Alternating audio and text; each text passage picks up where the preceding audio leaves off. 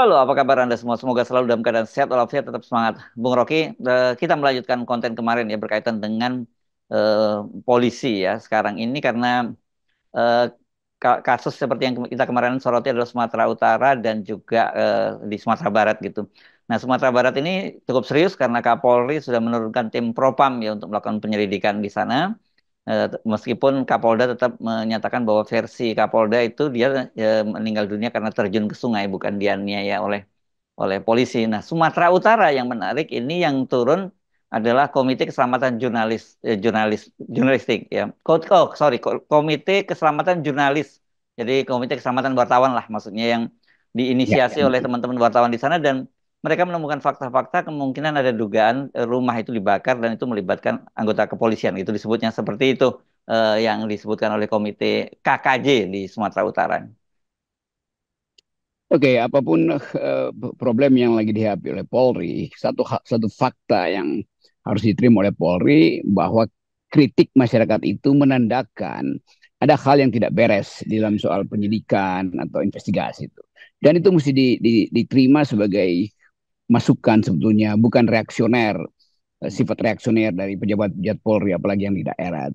Jadi betul bagus artinya kalau langsung ditanggapi oleh pemimpin tertinggi Polri, yaitu Kapolri mengirim propam di situ tuh supaya semua spekulasi berhenti dan setelah berhenti lalu didudukkan kembali masalahnya itu.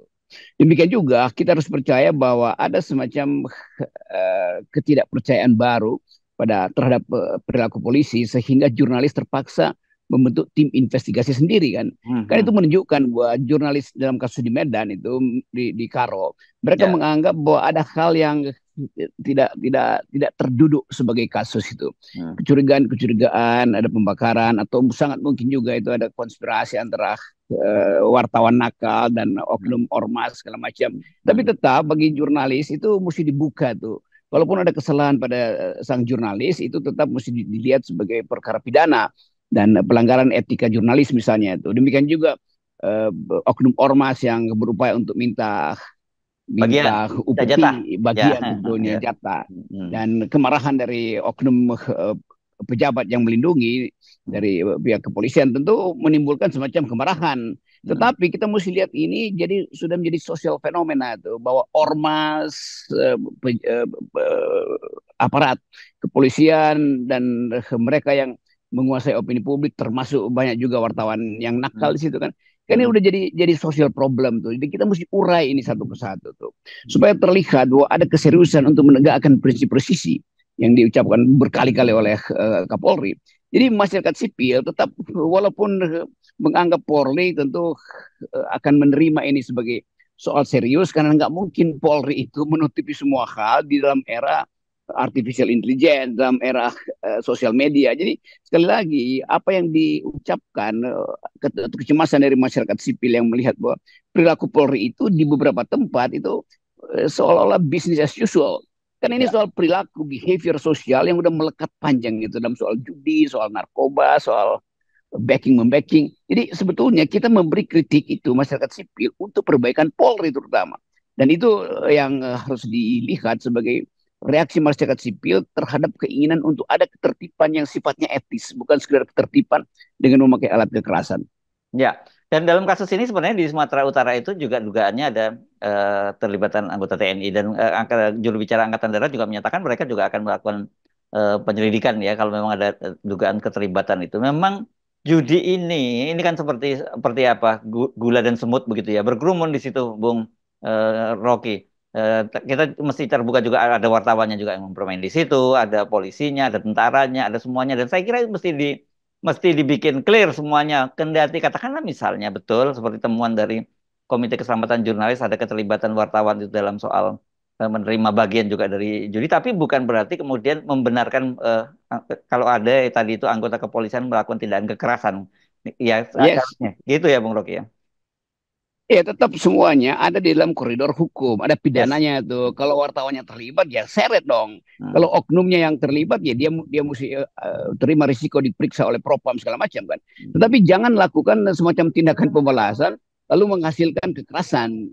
Jadi sekali lagi kita ingin ada prosedur yang betul-betul masuk akal, dan kemasuk akalan itu diperlihatkan kepada publik, bukan diam-diam tuh semacam koordinasi diam-diam ya, saling tahu sama tahu membatalkan isu dengan menekan wartawan, kan itu buruknya di situ tuh. Ya. Tapi di atas semua problem ini adalah kekurangan kepekaan terhadap kehidupan sosial yang ada di bawah itu. Jadi judi, narkotik semalam itu problem sosial, dan itu bukan problem moral, itu problem sosial.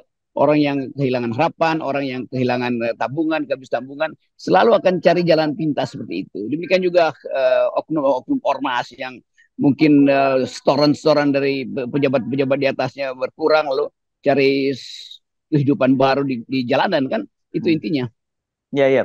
Dan saya kira ini bagus ya kalau kemudian polisi itu akan lebih berbagai lagi kalau dia melibatkan ya Kompolnas, oke, Kompolnas itu, tapi juga mungkin melibatkan seperti Komnas HAM dan sebagainya dengan begitu nantinya hasilnya itu tidak lagi menjadi pertanyaan publik, Bang, gitu, Bung Rocky. Ada wilayah-wilayah domestik yang ditangani oleh polisi oleh Propam, tapi ada wilayah-wilayah yang harus juga itu dibuka pada publik dan akan lebih bagus kalau itu dia semacam joint investigasi gitu dengan Komnas HAM.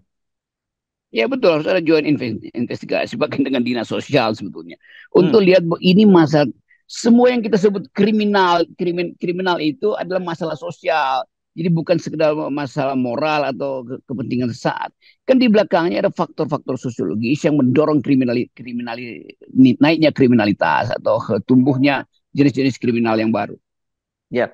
Oke, ini menarik ya, karena Anda selalu menyebut bahwa polisi ini bagian dari masyarakat sipil. Ya, memang betul adanya seperti itu. Tapi mereka masyarakat sipil yang diberi kewenangan memegang senjata, ya, Bung Rocky. Dan itu di prakteknya di lapangan ini yang kemudian terjadi abuse. Fungsi dari Yes. ya itu, jadi dia nggak boleh sedikit pun itu menganggap senjata itu seperti senjata yang dimiliki oleh TNI.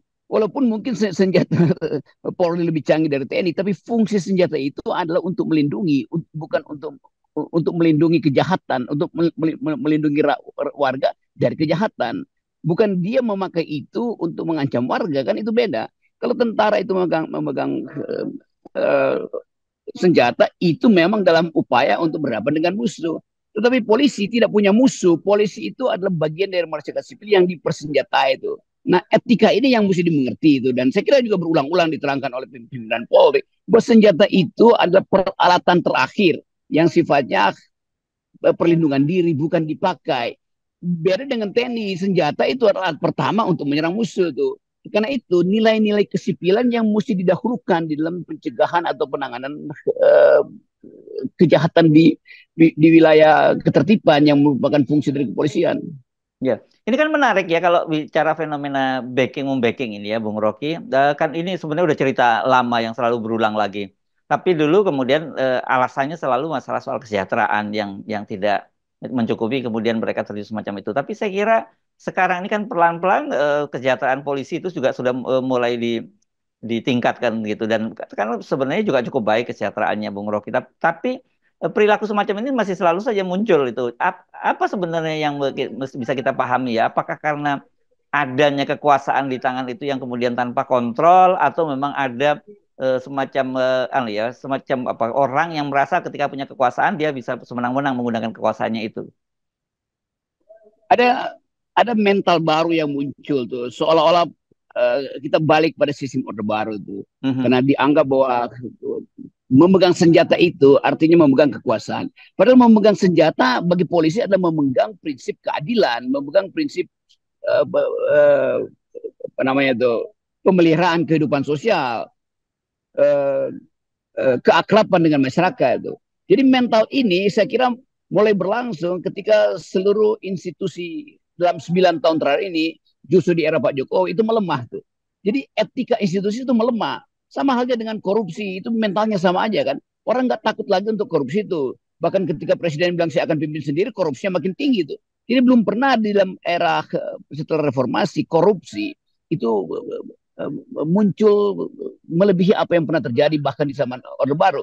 Demikian juga soal polisi yang sudah bahkan dipisahkan dari militer, tapi tetap bermental jago-jagoan itu di daerah atau di wilayah yang memungkinkan dia dapat tambahan ekonomi. Padahal kesejahteraan dia udah dinaikkan. Jadi sekali lagi ini span of command ini, semacam lembaga etik di dalam kepolisian itu harus bekerja lebih tajam, itu lebih kuat lagi tuh. Makin lama orang nggak percaya tuh, walaupun Pak Kapolri mengatakan ya oke ya kami sangat mendengar dan tanggap langsung pada keadaan itu. Tetapi indeks kepercayaan pada polisi bisa turun hanya karena dua kasus di Pulau Sumatera itu kan. Ya. Walaupun di daerah-daerah lain udah mulai ada semacam pemahaman dari polisi untuk melayani masyarakat. Tetapi dua nilai setitik ini atau dua titik nilai ini bisa merusak sebelah tuh. Ya. Apalagi masih ada pandangan bahwa ya, polisi itu gampang ditukar tambahkan dengan kasus kok. Jadi sekali lagi keadaan-keadaan semacam ketidakpatuhan publik itu atau social disobedience bisa justru bertambah ketika polisi dianggap tidak mampu untuk melaksanakan fungsi primernya itu perlindungan pada masyarakat. Ya, ini menarik juga ya. Kita satu sisi kalau kalau di kasus Sumatera Barat itu memang betul-betul urusannya polisi ya dengan warga biasa. Nah, sementara di Sumatera Utara, tepatnya di Karo ini kaitannya dengan media gitu. Dan Komite Keselamatan Jurnalistik saya kira cukup menarik juga dia dia menyimpulkan gitu. Mereka menuliskan juga bahwa ada memang si wartawan yang jadi korban ini biasa dapat jatah juga dari apa perjudian dan kemudian dia juga tapi tetap terus kencang menulis perjudian menulis soal perjudian dan mereka-mereka yang terlibat yang disebut oknum-oknum yang terlibat. Saya kira ini juga bisa jadi apa ya? Jadi semacam perhatian serius juga dari kalangan jurnalistik sendiri bahwa sebagai mestinya kita kan saya berapa kali menyebut bahwa pilihan hidup menjadi seorang jurnalis itu sebenarnya pilihan asketis gitu ya karena memang seperti itulah risikonya tapi soal kesejahteraan tetap saja harus menjadi perhatian juga dari perusahaan-perusahaan pers yang membawai para wartawan ini. Iya betul. Jadi moral atau imperatif dari seorang jurnalis adalah asketik. Dan itu sifat yang dari awal dimaksudkan sebagai sifat yang profesional atau keprofesionalisme itu diperlihatkan justru pada kejujuran itu, pada sikap untuk tidak tergoda dengan bujukan material atau bahkan sikap untuk menyepi dari godaan-godaan material. Ya. Kan itu sikap utama dari seorang jurnalis. Tetapi bagaimanapun ini udah jadi industri, pers nasional itu udah jadi industri itu. Mhm. Dan supaya asketisme itu bisa dipertahankan, maka kesejahteraan dari wartawan itu harus diperhatikan oleh perusahaan. Betul sekali itu tuh. Hmm. Karena apapun yang dilakukan wartawan, dia berhadapan dengan kesulitan sosial, anaknya mau sekolah, istrinya mau melahirkan segala macam. Ya. Kan fungsi-fungsi atau kondisi kesosialan itu juga pada akhirnya mempengaruhi ke naluri dia untuk bertahan secara asketik. Lalu tiba-tiba bolong sedikit, lalu tergelincir terus, Pak. Oh, udah kenikmatan dapat orderan atau pesanan media massa, pesanan headline, pesanan berita itu atau berita bahkan dipakai untuk memeras. Jadi wartawan bisa juga memakai berita untuk memeras. Jadi Ya. etik itu sebetulnya yang rusak di dalam lembaga kewartawanan karena kita semua bangsa ini masuk dalam etik keserakahan itu. Jadi Ya. ini satu sosial etik yang besar tuh dan membongkar itu kan panjang dan dalam itu. Sehingga kalau kita tanya misalnya siapa nanti menteri yang bertanggung jawab pada soal ini, mesti dianggap seorang menteri di mesti ada satu orang menteri yang khusus membawahi soal defisit etik secara publik ini. Karena masalah psikososial, sosial ekonomi, ketegangan politik, ketidakpercayaan pada institusi, ini betul-betul terjadi justru selama 5 tahun, selama 9 tahun, ketika seorang presiden itu datang dari kalangan sipil terutama tuh atau khususnya. Jadi kepercayaan publik hilang karena nggak ada model kan di atas tuh. Orang mau ambil model pada siapa? Pada presiden. Presiden setiap hari berbohong kok dan Ya. dianggap sebagai hal yang biasa aja. Jadi social ethics itu selalu ada peknya, ada referensinya. Nah kalau pemimpin tertinggi doyan bohong itu juga akan berlaku ya udah anything goes apapun kita lakukan aja tuh. Karena Ya. modelnya nggak ada, role modelnya hilang. Jadi saya kira ini tidak bisa kita lihat persoalannya itu secara parsial bahwa ini persoalan polisi, ini persoalan wartawan gitu ya, Bung Rogi. Ini ada persoalan bangsa, ada persoalan negara gitu ya. Ya ini yang kita sebut social base dari negeri ini, bahkan institusional etiknya itu hilang semua tuh. Ya. Dari Mahkamah Konstitusi hilang kepercayaan, Mahkamah Agung hilang kepercayaan, KPU hilang kepercayaan, bahkan ketua KPU lagi mau disidang etik soal Hmm. soal kejahatan atau pelanggaran seksual segala macam. Jadi semua hal yang menyangkut etika kebijakan publik itu nggak ada lagi.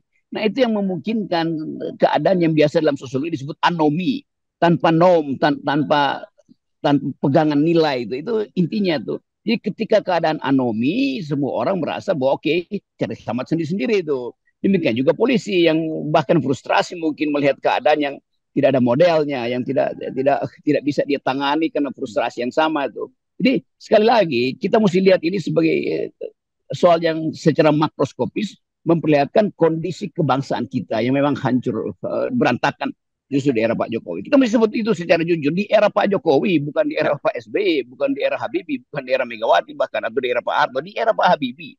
Sorry, di era Pak Jokowi Ya, yang ya. kehidupan etika sosialnya justru merosot. Yes, dan ini saya kira PR besar buat bangsa kita ini, dan itu saya kira soal yang jauh lebih serius ketimbang persoalan-persoalan lain, masalah ekonomi, masalah apa itu bisa kita atasi mungkin bersama-sama gitu ya. Kita terbukti kok di masa lalu di era kemerdekaan kita bersedia menderita bersama-sama bangsa ini gitu ya. Jadi Ya, itu intinya tuh. Jadi silakan. kalau dibilang Jokowi dukungannya masih besar, iya, tetapi social ethicsnya nol. Yes, oke. Dan itu jauh lebih serius buat sebuah bangsa ya, Bung Rocky yang dia Yes, nation betul. building itu. Nah, itu nation and character building kalau kita pakai Yes, bahasa-bahasa yes. Orde Baru. Nah, yes. Oke, baik, makasih, Bung Rocky. Yes. Kita nolkan ya.